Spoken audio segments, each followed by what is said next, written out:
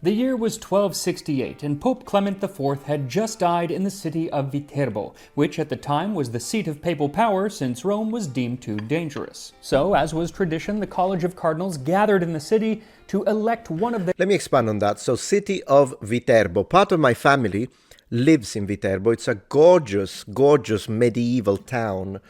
And I kind of want to show you. So it's not too far from Rome. Let me share a little bit of family history here. Viterbo. That's where my dad is from the north, much further north. But he did live in Viterbo for a few years before he met my mum, where he was working as a painter, full-time painter. So, and the reason why he moved there is because his brother was a very high, was he like some kind of general? He was in the army and he was living there. So this is Viterbo. It is a very medieval looking town. And it's, look at this. So basically, you walk around Viterbo, it's like, once again, similarly to yesterday's stream, where I like sharing these things about Italy, that you can kind of give your native perspective, someone from there. Also because I traveled a lot. The other day we talked about Erice, which is the Sicilian medieval town. But if you are somewhere in Rome, then you're like, hey, I love Rome, imperial art, but I'd like to see something medieval.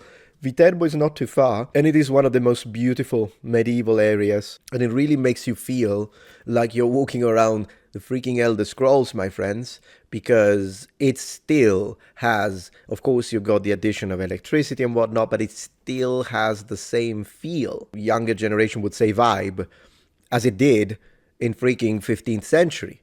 Because the churches, the buildings, the architecture, the roads, the way the roads are paved is old school. This is old school. This is not just a slab of asphalt for cars. This is really, really old school. And the decoration looks, the way you decorate. And the ivy sometimes on top of, and this is a nice map.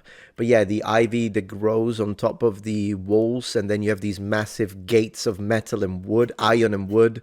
It is a gorgeous town. I really like Vita. Yeah, there we go. You see? I literally just told you. Like, look at this gate.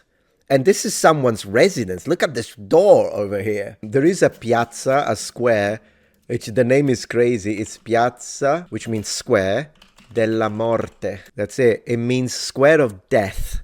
What a name, my friends. What a name. But yeah, just wanted to share this with you. It's a nice place. So let me show you the map. So just to give you an idea, let's see if this one, yeah, there we go. So it's like slightly north of Rome. I don't know if it's too small, but it's slightly north of Rome. And of course you go Vatican City inside there. It's not that far. It's not that far. It's definitely further away than, for instance, actual northern cities would be, or like going all the way down south. It's not far from Rome. It's definitely something you could visit.